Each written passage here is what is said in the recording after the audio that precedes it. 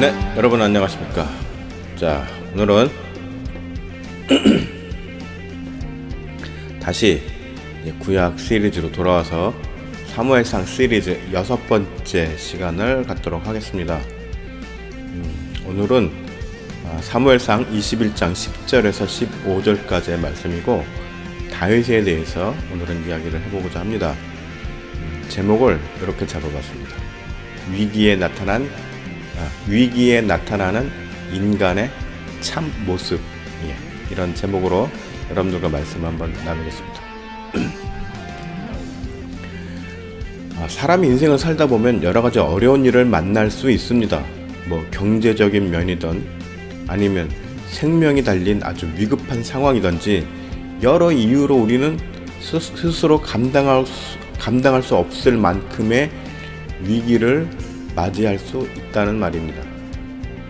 그런데 이렇게 위기를 맞이하는 사람들은 각자의 성장 배경이나 성격 등에 의해서 대응하는 방식이 다르게 나타나게 됩니다.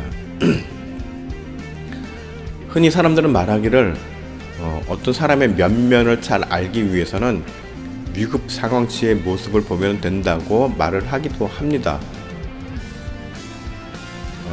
오늘 본문은 다윗이 자신의 인생에서 최대 위기 중에 하나라고 꼽을 수 있을 만큼의 긴박한 상황에서 취한 행동을 보여주고 있습니다. 오늘 그려지는 다윗의 모습을 보면서 우리가 생각해야 할 점은 무엇인지에 대해서 살펴보도록 하겠습니다. 자, 10절. 그날에 다윗이 사울을 두려워하여 일어나 도망하여 가드왕 아기스에게로 가니. 자, 다윗이 사울에게 쫓겨난 세월이 얼마나 되시는지 여러분 아십니까? 네, 13년입니다. 13년. 짧은 세월이 아니죠. 네. 그리고 헤브론에서 유다를 다스린 지 한 7년 정도가 되고, 그러니까는 이제 전체 이스라엘 왕위에 오르기까지는 도합 합쳐서 20년의 세월이 지나야 했습니다. 20년의 세월을. 오늘 본문의 상황은 그래도 다윗이 도망자 생활의 초창기라고 볼 수 있습니다. 주석가들의 해석을 종합해보면 다윗은 나름 정치적이고 상황 판단에 대한 센스가 있었다고 할 수 있습니다. 다윗이 사울의 추적을 피해 가드로 도망한 곳은 무턱대고 간 것이 아니란 말입니다. 그런데 참 아이러니한 게, 사실 이 가드라는 지역은 블레셋 장수 골리앗의 고향이기도 합니다. 예. 그럼에도 그쪽으로 도망한 이유는 이제 골리앗을 물리친 후 약 한 3년 4년이 지난 후이기 때문에 블레셋 사람들이 자기를 알아보지 못할 것이라는 생각이 있었고, 또 자신들의 적인 이스라엘로부터 쫓기는 인물이라는 정치적인 고려까지도 한 것으로 보입니다. 이를테면 이제 망명자 캐릭터인 거죠. 네. 정치적인 망명. 나름대로는 합리적인 논리라고 생각할 수 있습니다. 그런데 문제는 세상이 자기의 생각처럼 그렇게 돌아가지 않는다는 데 있습니다. 여러분들 동의하십니까? 우리들의 삶 역시 마찬가지 아닌가요? 살아가면서 여러가지 계획을 세우고 대책을 수립하면서 나름대로는 아주 합리적인 판단과 당위성을 도출해내고자 노력을 합니다. 그런데 그렇게 수립한 일들이 과연 100% 맞아 떨어진 적이 얼마나 되시는지요? 자, 11절 12절 한번 보겠습니다. 아기스의 신하들이 아기스에게 말하되, 이는 그 땅의 왕 다윗이 아니니까 우리가 춤추며 이 사람의 일을 노래하며 이르되, 사울이 죽인 자는 천천히요 다윗은 만만이로다 하지 아니하였나이까 한지라. 12절. 다윗이 이 말을 그의 마음에 두고 가드왕 아기스를 심히 두려워하여. 자, 역시 불길한 예상은 틀린 적이 없다고 하는데 다윗에게도 적용되는 것 같습니다. 나름 여러 가지 합리적인 판단에 의해 가드로 피해 왔는데 의외의 상황이 발생해서 다윗에게 아주 새로운 위협이 되고 있는 것입니다. 자, 아기스, 즉 적의 적은 친구라고 해서 왔는데 다윗은 바로 자기 동족을 죽인 이스라엘의 전쟁 영웅이라고 하면서 아주 적대적인 감정을 나타내고 있는 것입니다. 상황이 이제 예상했던 것과는 아주 정반대로 가는 그야말로 난감한 상태가 된 거죠. 자신을 몰라볼 줄 알았는데 오히려 당시의 상황을 다시금 소환하게 된 것입니다. 자, 13절. 그들 앞에서 그의 행동을 변하여 미친 체하고 대문짝에 끄적거리며 침을 수염에 흘리매. 자, 그리고 이제 오늘 본문의 가장 핵심 부분이 나오게 됩니다. 행동이 변하여 미친 체하고 라는 표현은 우리말로 의역된 표현입니다. 원문을 어느 정도 말이 되게 직역을 하자면은 눈이 풀린 채 이성, 즉 생각의 끈을 놓은 사람의 행동을 나타냈다고 할 수 있습니다. 요즘 말로 표현하자면 어떻게 될까요? 다윗은 정말 최선을 다해서 살려고 어떻게 좀 살아볼 이 위기에서 벗어나 보려고 미친 연기를 정말 신들린 미친 연기를 했다는 것입니다. 자, 이 부분에 대해서 주석가들의 해석이 엇갈리는 내용이 있습니다. 정반대 의견인데요. 첫 번째는 다윗의 이러한 행동을 지혜로운 처신이라고 보는 견해입니다. 두 번째는 반대로 다윗의 이러한 처신이 잘못된 것이다, 잘못된 판단이라고 보는 견해입니다. 그런데 자, 여러분들은 첫 번째가 맞다고 보십니까? 두 번째가 맞다고 보십니까? 저는 두 번째 해석에 무게를 두고 있습니다. 그 이유로는 아무리 급한 상황이지만 정치적인 판단의 결과로서 적국의 지역으로 피신을 한다는 것은 우리로 치면은 남한의 고위층 인사가 북한으로 망명하는 것처럼 볼 수도 있기 때문입니다. 더해서 대문짝에 끄적거리며 침을 수염에 흘리매라는 이 행동은 누가 보아도 자기가 미쳤다는 것을 아주 최선을 다해 보이려고 하는 애처로운 모습으로밖에는 달리 해석할 수가 없기 때문입니다. 자, 다윗의 이러한 행동이 어느 정도 이해가 되는 부분도 있기는 합니다만 살고자 도망친 적국에서 더 큰 위기를 맞아서 아주 치욕스러운 모습을 보였다는 것이죠. 네.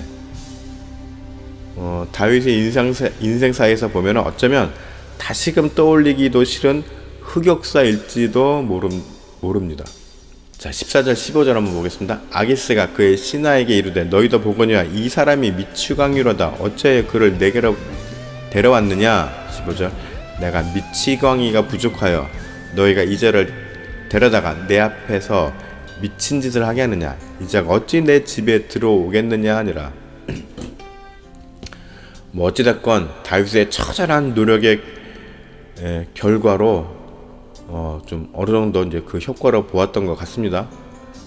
그런데 앞서 말씀드린 것처럼 다윗은 그야말로 굴욕을 넘어선 치욕을 맛봐야 했습니다. 자, 오늘 우리는 다윗의 모습을 통해서 어떤 교훈을 얻을 수 있을까요? 여러분들은 살면서 자신이 갖고 있는 능력과 재능을 바탕으로 앞으로의 삶을 능동적으로 개척해 나가며 나름 탄탄하고 안정된 환경을 구축해 나가려고 노력하고 계실 줄 압니다. 말이 좀 어렵죠? 표현이? 네. 하여튼간 미래에 대해서 안정된 미래를 꿈꾸면서 설계하고 계획하고 계실 줄 압니다. 그런데 여기에도 예기치 않은 변수가 도사리고 있고 예상하지 못한 문제들로 인해서 뜻하지 않는 곤란함이나 어려움을 겪을 수도 있습니다. 그럴 가능성도 배제하지 못하겠죠. 네, 그 점은 아마 인정하실 겁니다. 그래서 또 그런 것들을 커버하고자 또 여러 가지 많은 보험들을 사람들이 듭니다. 가입을 하고. 네. 하지만 그런 보험들이 나에게 닥친 어려움을 근본적으로 피하게 하지는 못하는 거죠. 네. 그냥 당한 이후의 보상책인 거지 근본적인 그 어려움을 막지는 못한다는 말입니다. 하여튼간 이러한 와중에 우리는 이러한 환경에서 벗어나고자 무리한 판단이나 행동을 하게 될 수도 있습니다. 예.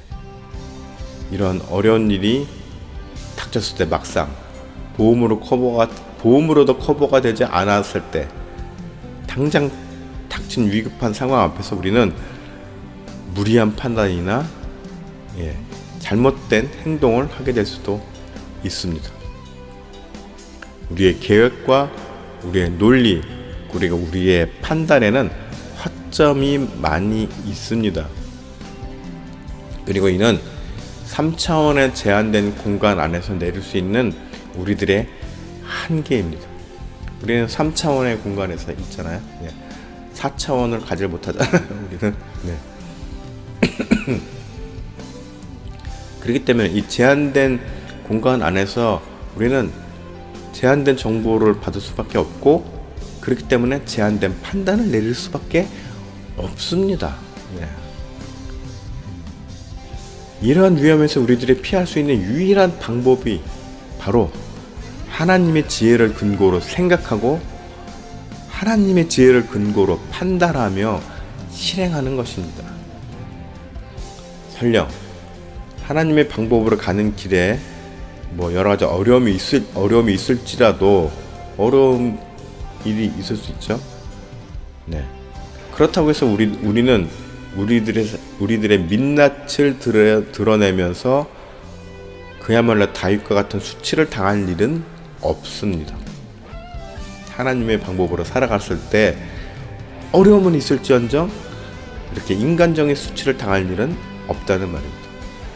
하나님의 사람은 또한 예수 그리스도의 길을 선택하여 가는 그리스도인들은 자기의 치욕을 감내하며 가는 것이 아니라 하나님의 나라를 세우기 위한 사명을 감당하면서 겪는 명예로운 일들만이 있습니다.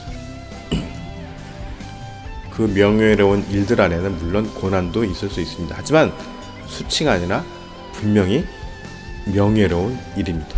지난 시간에 우리가 명예에 대해서 이야기를 했었죠. 그래서 하나님의 지혜로 생각하고 판단하면서 살아가는 사람은 언제나 주님 앞에서 당당한 사람이 될 수 있는 것입니다. 자, 여러분들 모두 오늘 하루, 다음 한 주, 이제 한 달, 1년 뒤, 아니면 멀리 10년, 20년 뒤의 삶을 걱정하면서 나의 생각과 능력과 열정을 의지하고 모든 걸 다 쏟아붓고 그런데 또 그러면서도 막 불안해하고 그렇게 살기보다는 예수 그리스도의 삶을 스스로 여러분들이 선택함으로 그리스도인으로서의 정체성을 당당히 드러내면서 하나님의 고귀한 자녀로서 살아가는 그런 성도들이 되시기를 축복합니다.